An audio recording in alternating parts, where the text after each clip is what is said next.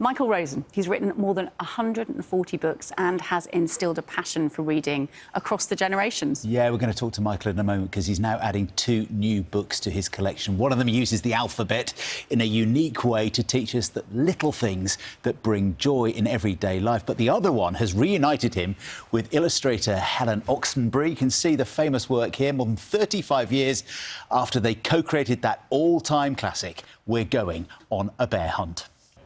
And told so brilliantly. How many bedtimes did we all read that? Michael joins us now on the sofa. Morning. Good morning, great to see you. Good morning to you. People get quite angry. They accost me in supermarkets and say, I hate you. I've had to read that so many times. So, yes, now you're inflicting... I'm not going to get angry. I loved it, but honestly, we did it so because it was the perfect length, the pictures, the words, everything, the rhythm about it. We just heard you reading it. It's a really special book. And still, you didn't fall asleep while you were doing it, no, which is I had to read it 3 times to 3 different children every single night.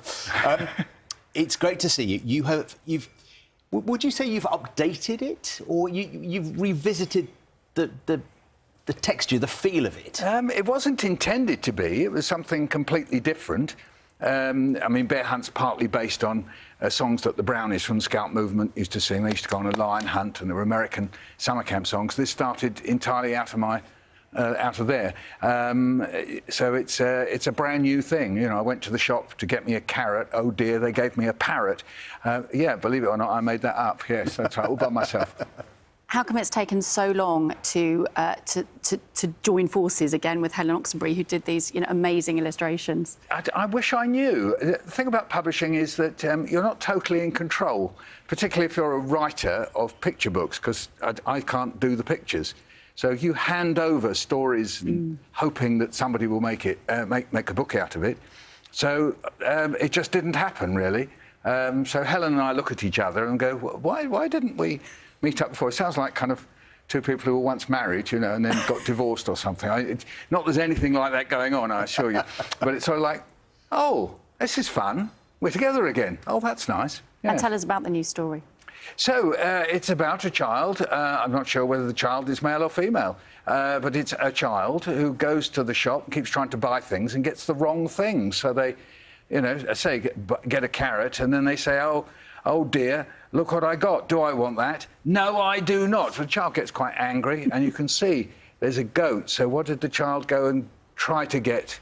It's a little test for you there of rhyming. I went to the shop to get me a coat. Yes, you were onto it. You were there. Went to the shop to get me a coat. Oh dear, they gave me a goat. And then you can see there's a snake there. So I went to the shop to get me a rake. Cake. Yeah, cake. That's right. You're there. Cake. Just think chocolate cake. Went to the shop to get me a cake. Oh dear, they gave me a snake.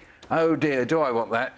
So there you go. So it goes on like that. We definitely have got parrot and carrot, I think. I think we got that. We did very well. Not so good on cake that. And snake. Yeah, that's right. It's so when you read these books, the language is obviously simple, but they must be incredibly complex to make them work. To have made Bear Hunt be as popular as it is to so many people over these years, what's the formula? How do you do it? Well, if we knew that, then everyone would be huge. I mean, you take somebody like Julia Donaldson, everyone she writes is like kind of sells mega millions and millions. You never know, really. I mean, with Bear Hunt, as I say, I was leaning on a kind of folk rhyme. I had to change bits. The American version's got a gun in it, which I took out. You'd be surprised. But with this, what you try to do for books for very young children is find a problem, but to express it in very simple language. But it has to be a child-sized problem. So the idea of being misunderstood, that's the idea behind it. I went to the shop to get me a hat. Oh dear, they gave me a cat. Cat, you're there. That's it. Yes, there you go. That's right. Oh dear, look what I got. Do I want that? No, I do not. Yeah. And Helen said that her grandchildren, while she was drawing it, were sort of marching around the house, chanting that bit. Do I want that? No, I do not. So actually arming children with a riposte. It's a good test, that, isn't it? Yeah. What they shout around the house. You have also written a book which is called an A to Z of hope and happiness. Yes. Each letter standing for a little thing that we can think about in our daily lives to make things better. Yes. Do you want to give us an example? Well, how about H for hummus?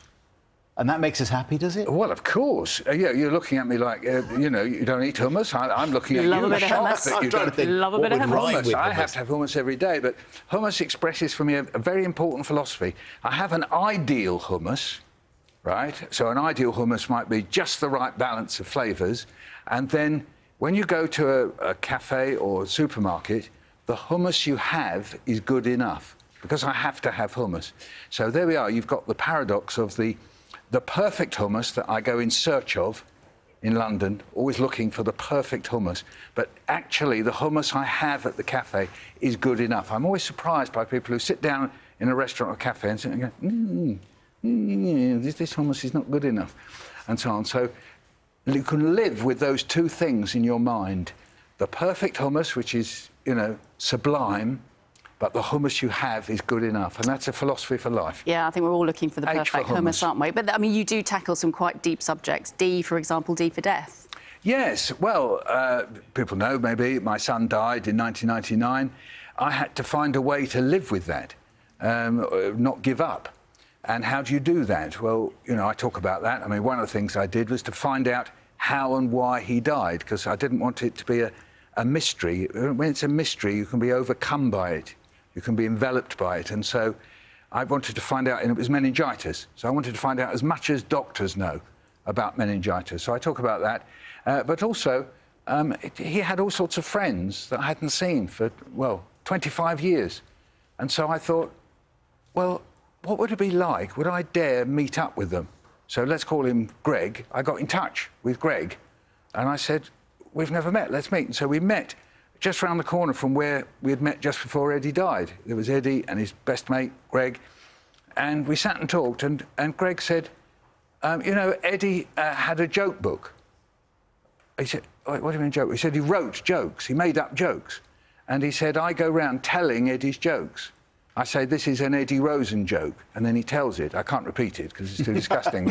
But he'd say, and I just thought, well, that's fundamental to my beliefs, that we live on after we die, but I don't believe elsewhere.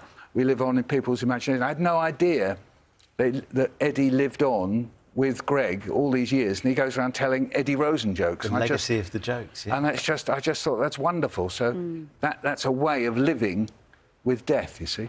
Finding joy. Michael, it's always fantastic to see you. It really is. I know everybody at home loves seeing you as well. Thank you so much for coming in. Thanks for having me. Michael Rosen's new books, The Good Days and A to Z of Hope and Happiness, and Oh Dear, Look What I Got, are both available now.